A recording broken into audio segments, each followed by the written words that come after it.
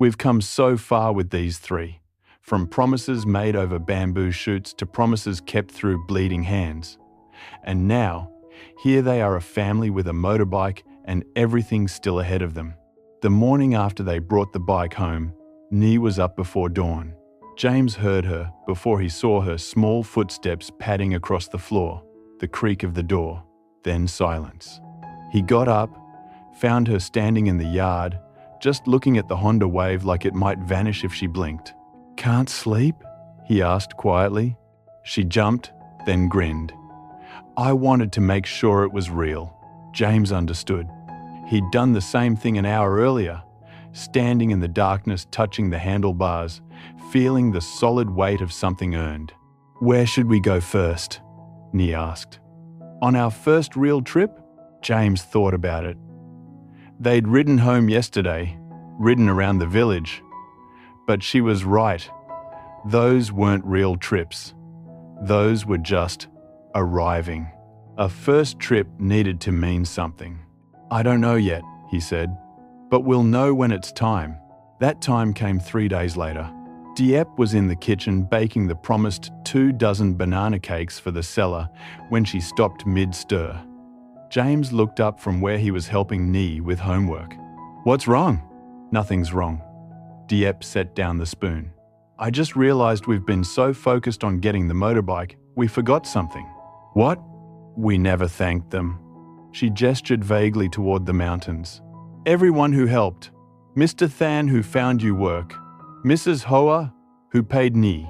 Win who hired you for his roof. All the people who bought my cakes." James felt something settle in his chest. She was right. They'd been so caught up in the finish line, they'd forgotten to look back at everyone who'd helped them reach it. "We should do something," Diep continued.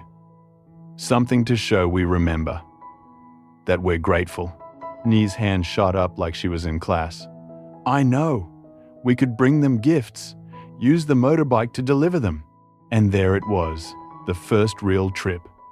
Not about going somewhere, but about coming back. About closing the circle. "Perfect," James said. "What should we bring?" They spent the morning planning, decided to make it simple, bring people what they'd given. Mr. Than had given James work information, so they'd bring him a basket of their best vegetables, fresh from the garden. Mrs. Hoa had given Nee her first job, so they'd bring her a dozen eggs and some of Diep's banana cakes. Nguyen had trusted James with his roof, so they'd bring him a bottle of rice wine and offer to check the repairs one more time, free of charge. "And the seller?" Nee asked. "The man who gave us the good price?" "Him especially," Diep said. "The 24 cakes, plus something extra." They worked through the afternoon. Diep baking, James harvesting vegetables, Nee carefully selecting the best eggs from Mrs. Hoa's chickens, with permission of course, explaining what they were for. The old woman had laughed, insisted Nee take extra. By evening, they had everything ready. Baskets lined up on the porch, each one carefully prepared, each one a small thank you for a large kindness. "Tomorrow," James said, "we ride." But that night, something shifted in Nee. She got quiet at dinner, picking at her rice in a way that made both parents notice. "What is it, sweetheart?" Diep asked. Nee looked up. "Can I ask you something? Can I ask you something?" "Always." "Ow. When we bring people gifts tomorrow, can I give them? Can I be the one to say thank you?" James felt his throat tighten. "Of course you can. But why?" "Because..." Nee's voice was small, but certain. "Those kids at school, they said we couldn't get a motorbike. Said people like us don't get nice things. But we did. And I want to show them." She paused, searching for words. "I want to show everyone that we're not just people who receive, we're people who give back." Diep reached across the table, took her daughter's hand. "You're already people who give back, baby. You've always been." You're already people who give back, baby. You've always been. But I want to do it right," Nee looked at James. When you left to work at the construction site, you were trying to give us something, the motorbike. But what you really gave us was coming home, choosing us. She turned to Diep. And Mom, when you started baking, you weren't just earning money, you were showing me that family means working together. James and Diep exchanged glances. When had their 7-year-old become so wise? So tomorrow, Nee continued, I want to give something too. Not just hand people baskets, I want to tell them what it meant, what they did for us. Is that okay? More than okay, James said, voice rough. That's perfect. The next morning dawned clear and bright. They loaded the baskets onto the new motorbike carefully, using rope to secure them. The Buddha statue on the handlebars caught the morning light, blessing their journey before it began. Ready? James asked. Nee climbed on behind him, Diep behind her. The three of them, together, about to make their first real trip, not as people chasing something, but as people giving thanks. Ready? They said together. The engine started smooth. James pulled out slowly, mindful of the precious cargo. They rode through the village, morning mist still clinging to the valleys, the air cool and fresh. First stop, Mr. Than. The old man was in his yard, tending his garden. He looked up when he heard the engine, face splitting into a smile when he saw them. The new bike, he called. Beautiful. They pulled up. James cut the engine. And then Nee climbed down, carefully lifted the basket of vegetables, and walked to Mr. Than. These are for you, she said formally. Thank you for helping my dad find work. Thank you for believing in our family when we were still becoming one. You didn't have to help us, but you did, and we won't forget. Mr. Than's eyes went soft. He took the basket, set it down, then pulled Nee into a hug. Little one, he said, voice thick, your family was already whole. I just helped you see it. Watching from the bike, James felt something break open in his chest. This was what the motorbike was actually for. Not transportation, connection, coming back to say thank you, closing circles, making sure kindness got acknowledged before it faded into just another forgotten moment. They rode to Mrs. Hoa next, then Nguyen, then 3 other families who'd bought Diep's cakes faithfully every week. At each stop, Nee climbed down with her basket, spoke her thank you, received hugs and blessings, and sometimes tears. By the time they reached the seller's house, the man who'd given them the final price break, the sun was high, and Nee's voice was getting tired. But she didn't waver. 2 dozen banana cakes, she said, presenting them. Like you asked. Plus this. She held out a small drawing, something she'd made in secret the night before. It showed 3 stick figures on a motorbike, mountains in the background, sun overhead. At the bottom, in careful letters, thank you for our first journey. The man took the drawing, studied it, then carefully folded it and put it in his pocket. I'm keeping this forever, he said quietly. Then louder, wait here. He disappeared inside, came back with his wife. Tell her, he said to the woman, tell her yours are better. His wife tasted one of Diep's cakes, chewed thoughtfully, then sighed. They're not better. They're different. Mine have less sugar, hers have more love. She smiled at Diep. I think that makes hers better. The man laughed, threw up his hands.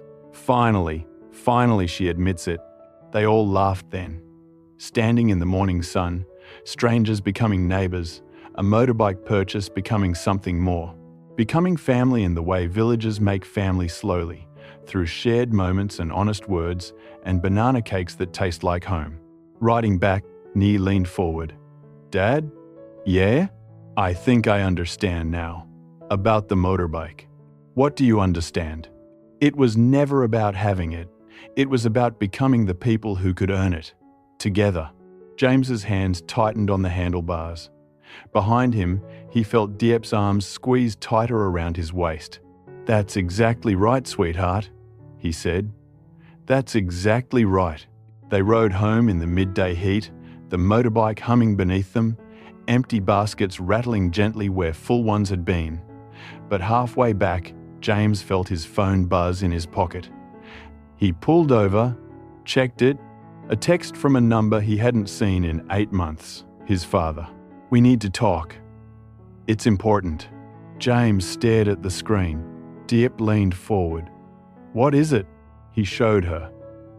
Watched her face change, not fear exactly, but something cautious, something protective. "What do you think he wants?" she asked quietly. "I don't know." James looked at Nee, who was watching them both with those observant eyes that missed nothing. "But I need to find out." That evening, after Nee went to bed, James called back.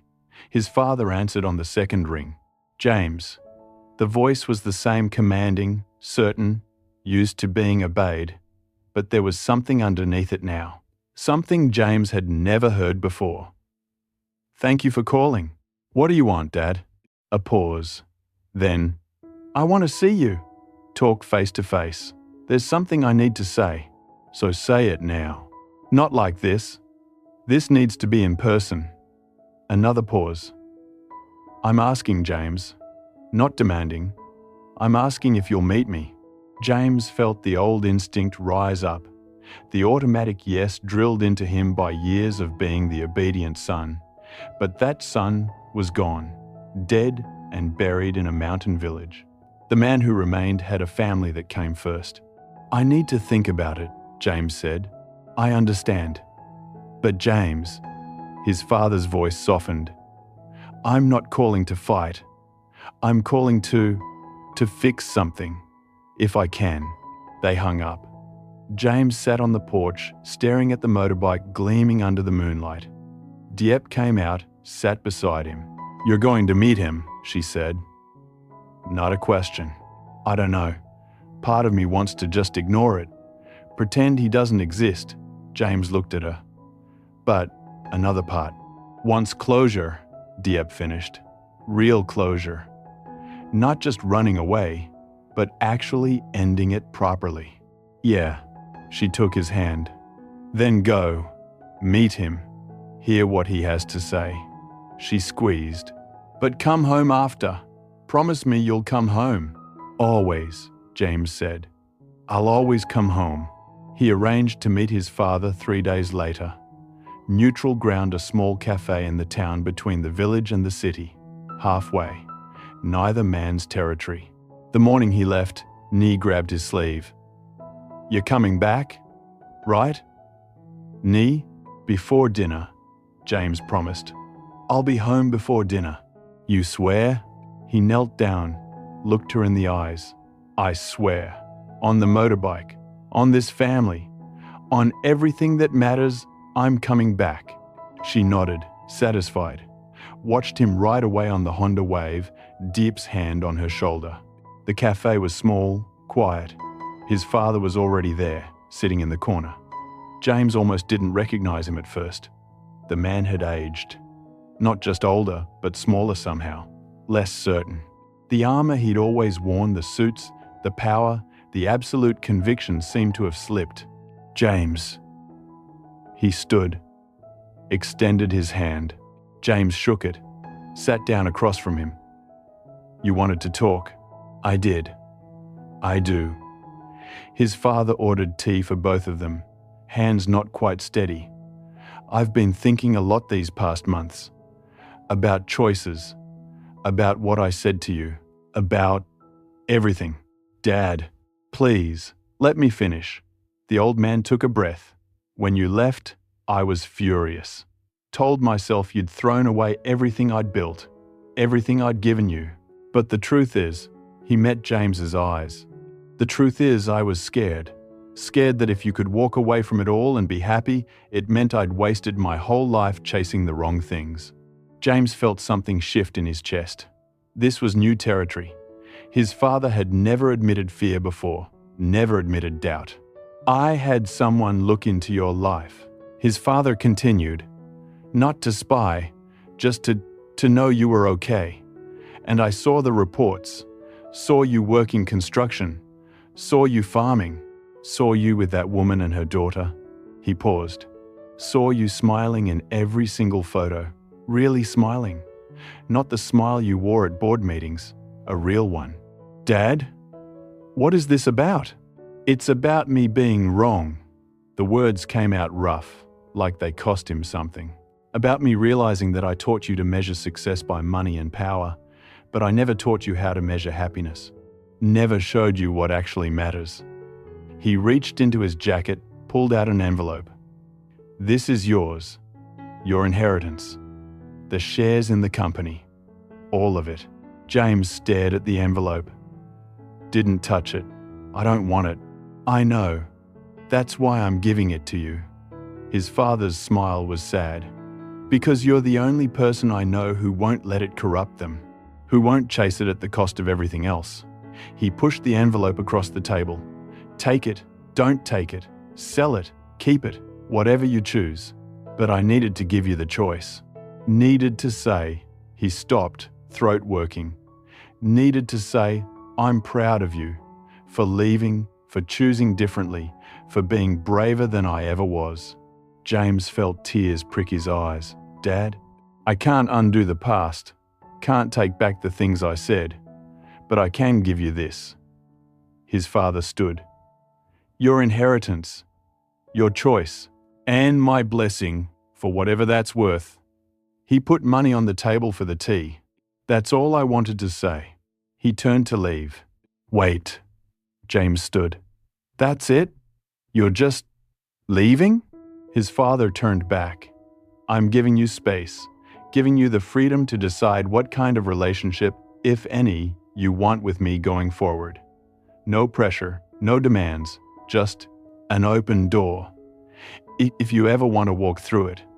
And they stood there for a long moment.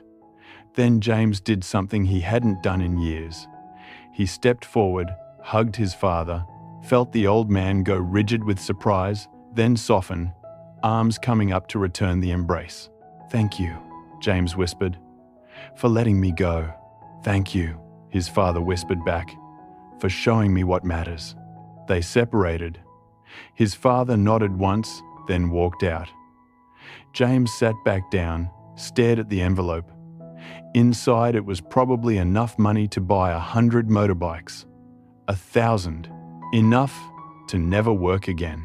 Enough to give Nee every advantage, send her to the best schools, secure her entire future. Enough to solve every practical problem they'd ever have. He picked up the envelope, felt its weight. Then he rode home, pulled up to the house just as the sun was setting, exactly as promised. Diep and Nee ran out to meet him. "You're back." Nee crashed into him. "You came home." "Told you I would." He looked at Diep over Nee's head. "Can we talk?" After Nee went to bed, he showed Diep the envelope. Told her everything, the conversation, the apology, the blessing. She listened quietly, turning the envelope over in her hands. "What do you want to do?" she asked finally. "I don't know. Part of me wants to refuse it, prove I don't need it." He paused. "But another part thinks, maybe this is the real test. Not whether I can live without money, but whether I can have money and still choose this life, still choose us." Diep smiled. "Then that's your answer." "What do you mean?" "Keep it. Take the inheritance. But don't let it change anything." She gestured at the house, the village, the life they'd built. "We already know who we are. A bank account can't undo that. Can't make us different unless we let it." James felt something settle. She was right. The money wasn't the test anymore. They'd already passed that test when they saved for the motorbike, when they chose to build together rather than take shortcuts. "Okay," he said. "We'll keep it. Put it somewhere safe. Maybe use it for Nee's education someday. Maybe donate some to the village. Maybe just let it sit and prove we don't need it. Or," Diep said thoughtfully, "maybe we use a little of it for something that matters. Something that helps other people the way people helped us." And there it was. the final piece clicking into place. Not hoarding the money, not spending it on themselves, but using it the way they'd learned to use everything else together, carefully, for something bigger than just their own comfort. 2 weeks later, they gathered the village in the community centre, the same one James had helped build. Mr. Than was there, Mrs. Hoa, Nguyen. Families who'd bought banana cakes and given Ni her first jobs and watched this makeshift family become something real. They filled the wooden benches, curious, wondering why they'd been called. James stood at the front, Diep beside him, Ni holding both their hands. "We asked you here," James began, "because we have something to say, and something to give back. You know." He told them about his father, about the inheritance, about the choice he and Diep had made, and then he told them what they'd decided to do with it. "This village gave us everything," James said. "Gave me a home when I had none. Gave Diep hope when she needed it most. Gave Ni a family." His voice caught. "So we want to give back.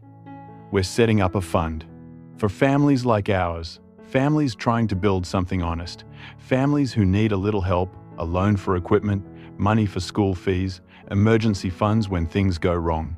Diep stepped forward. "We're not giving handouts. We're doing what you did for us, giving people work, giving them chances, letting them earn their way with dignity, completely, and we're starting small," James continued. "Just our village, just the people we know, the people who showed us what family really means." The room was silent. Then Mr. Than stood up. "How much are we talking about?" James named the figure. Watched, eyes widen. It was enough to change lives without changing the village. Enough to help without creating dependence. "There's one condition," Diep added. "Everyone who receives help has to help someone else later. Pass it forward. Keep the circle going." Mrs. Hoa raised her hand. "And who runs this fund?" "All of us," James said. "A committee. Village elders, families, anyone who wants to help decide how to use it best. We're just the start, the seed money, but it belongs to everyone." More silence. Then Nguyen stood, started clapping. Slow at first, then faster. Others joined. Soon the whole room was applauding, standing, some crying. After the meeting, after everyone had left with hope in their eyes and plans forming, James and Diep and Ni walked home in the darkness. The motorbike waited, but they chose to walk, needed the time together. "Dad," Ni said quietly, "those kids at school, the ones who said we couldn't have nice things? Yeah? I want to tell them something on Monday." "What's that?" "That they were right. We can't have nice things." She paused. "We can have better things. We can have family and purpose and the chance to help people. We can have enough." James stopped walking, knelt down to her level. "When did you get so smart?" "I learned from you." She hugged him. "Both of you." They walked the rest of the way home in comfortable silence. That night, after Ni was asleep, James and Diep sat on the porch one last time. The motorbike gleamed under the stars. The village was quiet. Everything was exactly as it had been 2 months ago, and completely different. "No regrets?" Diep asked. "About what?" "Giving away a fortune. Staying here. Choosing this instead of everything else." "Kay." James pulled her close. "The fortune was never mine. It was my father's. This," he gestured at the house, "the sleeping village, the mountains, this is mine. Ours. And it's worth more than any bank account. Even if we're still poor?" "We're not poor," James smiled. "We have a motorbike we earned ourselves. A daughter who understands what matters. A village that's family. A jar that's empty because we filled it and used it, and now we're filling it again for someone else." He kissed her forehead. "That's not poverty. That's wealth most people never find." Inside, Ni stirred in her sleep, called out softly, "Mom? Dad?" They went to her together, found her still sleeping, just dreaming. Diep smoothed her hair. James pulled the blanket up. They stood there for a moment, watching her breathe. This child who'd become theirs through choice rather than blood, which somehow made it mean more. The next morning, James woke early, made breakfast while Diep and Nee slept. Simple food, rice porridge, the way his mother used to make before she passed. He'd forgotten the recipe for years, lost in his father's world of business breakfasts and working meals. But here, in this kitchen, it had come back to him. When Diep came out, she stopped in the doorway. "You made your mother's porridge. Thought it was time," James said. Thought it was time to remember the good parts. Bring them forward. They ate together when Nee woke. 3 bowls, everyone in their place. Outside, the Honda Wave waited. Inside, the empty jar sat on its shelf, ready to be filled again. Not for them this time, for whoever needed it next. After breakfast, they took a ride, no destination. Just the 3 of them moving through mountain roads as the sun climbed higher. They passed the spot where James had first met Diep, past the school where Nee learned to call them Mum and Dad, past the construction site where he'd worked those 3 long weeks. All the pieces of their story, visible now, connected. A map of becoming. Where should we go? Nee called from her spot between them. Doesn't matter, James called back. We're already home. And they were. Home wasn't the house waiting for them. Wasn't the village or the mountains or any fixed point on a map. Home was this, the 3 of them together, moving forward, built on promises kept and work shared, and the understanding that enough was never about having more. It was about being more. They rode until the sun started to set, then turned back. Parked the motorbike under the eaves. Stood together in the yard, watching the day end. "I love you," Nee said suddenly. Simply, "We love you too, baby," Diep said. "Forever?" Nee asked. "Forever," James confirmed. "That's a promise. And I keep my promises." They went inside, made dinner together, ate at their table. 3 bowls, everyone in their place. Outside, the village settled into evening. Mountains stood watch. The motorbike rested, ready for tomorrow's journeys.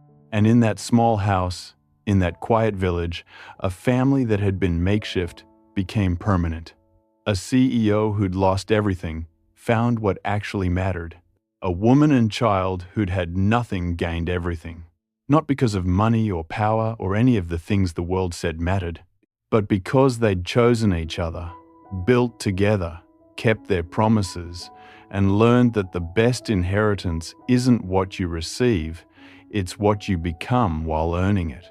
That night, James stood on the porch one last time, looked at the stars, thought about his father, finally understanding. Thought about the journey from there to here. Thought about tomorrow and all the tomorrows after, stretching out with possibility and purpose and peace. Diep came out, wrapped her arms around him from behind. "Happy?" she whispered. James covered her hands with his.